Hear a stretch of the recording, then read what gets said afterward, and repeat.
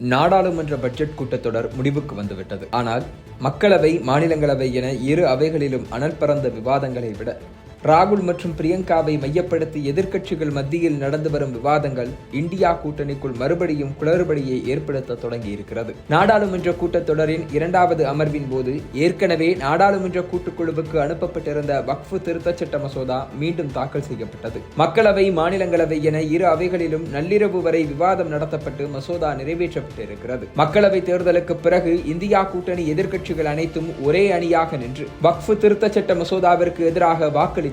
திமுக MP R ராசா தொடங்கி மேற்கு வங்க எம்பி கல்யாண் பானர்ஜி வரை 60 எம்பிக்கள் விவாதத்தின் மீது பேசி பாஜக அரசு சிறுபான்மை மக்களின் உரிமைகளை பறிப்பதாக வறுத்தெடுத்து விட்டனர். ஆனால் இந்த விவாதத்தில் முக்கியமான 2 பேர் கலந்து கொள்ளாதது சர்ச்சையை கிளப்பி இருக்கிறது. ஒருவர் எதிர்க்கட்சி தலைவர் ராகுல் காந்தி, மற்றொருவர் வயநாடு மக்களவை தொகுதி எம்பி பிரியங்கா காந்தி. 2018ஆம் ஆண்டோடு இஃப்தார் விருந்துகளை நிறுத்தி வைத்த காங்கிரஸ் கட்சி இந்த ஆண்டுதான் அதை மீண்டும் தொடங்கி இருக்கிறது. கடந்த 7 ஆண்டுகளாக எந்த இஃப்தார் விருந்துகளிலும் கலந்து கொள்ளாமல் தவிர்த்து வந்த ராகுல் காந்தி இந்த ஆண்டு ராஜ்யசபா காங்கிரஸ் எம்பி இம்ரான் பிரதாப்கரி கொடுத்த விருந்தில் கலந்து கொண்டிருக்கிறார். இதனால் முஸ்லிம் அமைப்புகள் மற்றும் தலைவர்கள் மத்தியில் ராகுல் மற்றும் காங்கிரஸ் மீதான நம்பிக்கை உயரத் தொடங்கிய ஒரே வாரத்தில் அதை போட்டுடைத்திருக்கிறார் ராகுல் காந்தி. வக்ஃபு திருத்தச் சட்ட மசோதாவுக்கு எதிராக நடந்த விவாதத்தில் ராகுல் காந்தி பங்கேற்று பேசாதது பெரும் விமர்சனமாகி இருக்கிறது. ட்விட்டரில் மட்டும் வக்ஃபு திருத்தச் சட்டத்திற்கு எதிராக பதிவிட்டிருந்தார் ராகுல் காந்தி. அதில் பாஜக, RSS மற்றும் அவர்களது கூட்டாளிகள் அரசியலமைப்பு சட்டத்தின் மீது நிகழ்த்தும் தாக்குதல் இன்று முஸ்லிம்களை குறிவைத்திருக்கலாம். ஆனால்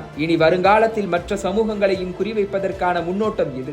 இந்தியர்கள் தாங்கள் விரும்பும் மதத்தை பின்பற்றும் உரிமை மீது நேரடி தாக்குதல் நடத்தும் இந்த சட்டத்தை காங்கிரஸ் கட்சி எதிர்க்கிறது என காட்டமாக பதிவிட்டிருந்தார். ஆனால் மசோதா தாக்கலான அன்று நள்ளிரவு 2 மணி வரை அவையில் இருந்த ராகுல் விவாதத்தில் பேசாமல் மசோதாவுக்கு எதிராக வாக்களித்ததும் கிளம்பிவிட்டார். இதனால் மணிப்பூரில் குடியரசுத் தலைவர் ஆட்சி அமல்படுத்தப்பட்டது தொடர்பான விவாதத்தின் மீதும் அவர் பங்கேற்கவில்லை. இன்னொரு பக்கம் காங்கிரஸ் கட்சி தனது எம்பிக்கள் அனைவரும் வக்ஃபு மசோதா தாக்கலாகும் அன்று அவையில் இருக்க வேண்டும் என்று உத்தரவு போட்டும் பிரியங்கா காந்தி வராததும் சர்ச்சையை கிளப்பி இருக்கிறது.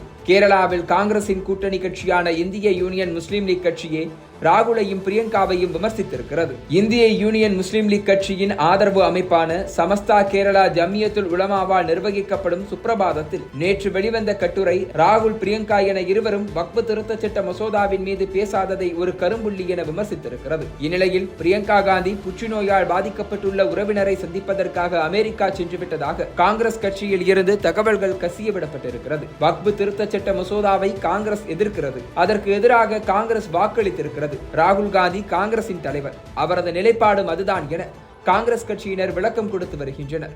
மக்களவையில் விவாதத்தின் போது இருந்த ராகுல் பேசவில்லை என கேள்வி கேட்பவர்கள் பிரதமர் மோடி அவைக்கே வரவில்லை என்பதை விமர்சிக்கவில்லை என்றும் அட்டாக் செய்திருக்கின்றனர். ராகுல் காந்தி மணிப்பூருக்கு நேரடியாக சென்று பாதிக்கப்பட்ட மக்களை சந்தித்துவிட்டு வந்திருக்கிறார். அதனால் அவர் மக்களவையில் நடந்த விவாதத்தில் பங்கெடுக்கவில்லை என்பது பெரிய விஷயமில்லை என மணிப்பூர் விவகாரத்திலும் காங்கிரஸ் கட்சியினர் ராகுல் காந்திக்கு ஆதரவாக களமாடி வருகின்றனர். சொல்லப்போனால் கடந்த 11 ஆண்டுகளில் பெண்களுக்கான இடஒதுக்கீடு மற்றும் நிலம் கையகப்படுத்துதல் சட்டம் தவிர வேறு எந்த சட்ட மசோதாவின் மீதான விவாதத்திலும் ராகுல் காந்தி பேசியதில்லை என்பதையும் சுட்டிக்காட்டியுள்ளனர். ஆனாலும் நாட்டின் ஒற்றுமையை குலைக்கும் ஒரு மசோதாவின் மீது ராகுல் காந்தி ஏன் பேசவில்லை என்கிற கேள்வி எப்போதுமே தொக்கி நிற்கும் என சுப்ரபாதம் கட்டுரை கடுமையாக விமர்சித்திருக்கிறது. இன்னொரு பக்கம் நள்ளிரவு தாண்டினாலும் மசோதாவுக்கு எதிராக கடுமையாக சண்டை செய்து ஓட்டு போட்ட எதிர்க்கட்சிகளை பாராட்டியும் இருக்கிறது.